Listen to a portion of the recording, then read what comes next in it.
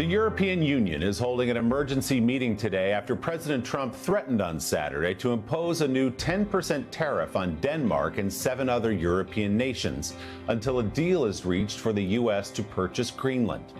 The EU saying in a statement the president's move could undermine transatlantic relations.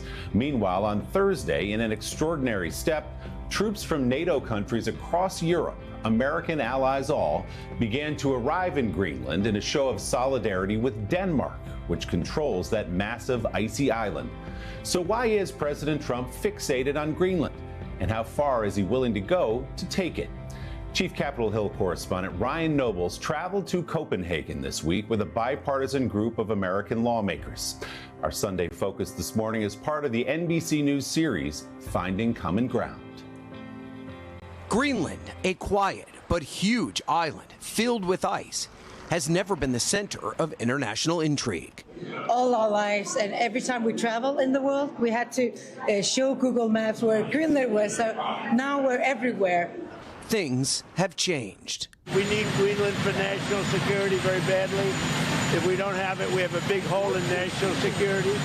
President Trump has made it his mission to take possession of Greenland, even though the Kingdom of Denmark and the people of the island have made it clear it's not on the market. Greenland is not for sale, so what is on the table from the U.S. side right now is not interesting for us, and you can't buy a country. Greenland is a sparsely populated island, the least densely populated territory on the planet.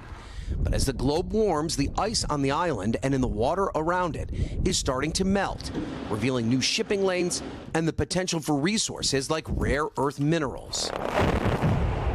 Most importantly, Greenland's location between North America and the Arctic means it's crucial as an early warning system in the event of a Russian missile attack. But the U.S. military already operates a base on Greenland's northwest tip. The president's position is baffling for the people of Greenland and the broader Kingdom of Denmark. The door in Greenland is wide open for almost any type of American activity that you think you need. Denmark is one of the United States' most reliable allies, a country that suffered more losses per capita in Afghanistan in the wake of 9/11 than the Americans did. If Donald Trump wants to rebuild military bases or mine for minerals, Denmark is willing to make it happen. It's unclear why we would spend any money on acquiring Greenland when we effectively have all the access to it we already want. Reminding the president of Denmark's record of friendship is part of the goal of a bipartisan group of congressional members who traveled to Copenhagen to provide support for the people of Greenland. They opposed Trump's march towards obtaining Greenland and vowed to not offer any congressional support. It would be a bad deal if we had to pay for it. The price tag to buy Greenland could be more than $700 billion, and Congress has shown no willingness to appropriate those funds. The assurances from Congress do little to ease the fears of the average person in Greenland or Denmark, worried that the president has yet to take military action off the table. Back home, the children are worried, the adults are not sleeping. They also don't buy that this is just Trump's art of the deal in action. They feel they have no option but to take him at his word. Because I think he can, he will do anything. I think there are no rules anymore, so I think that's very terrifying. And here in Copenhagen this weekend, a massive protest of more than 10,000 people that marched to the U.S. Embassy to send a specific message to Donald Trump.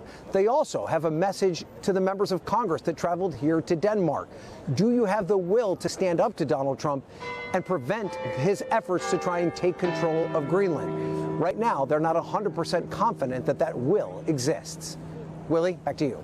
It is an open question. Ryan Nobles reporting from Copenhagen for us. Ryan, thank you.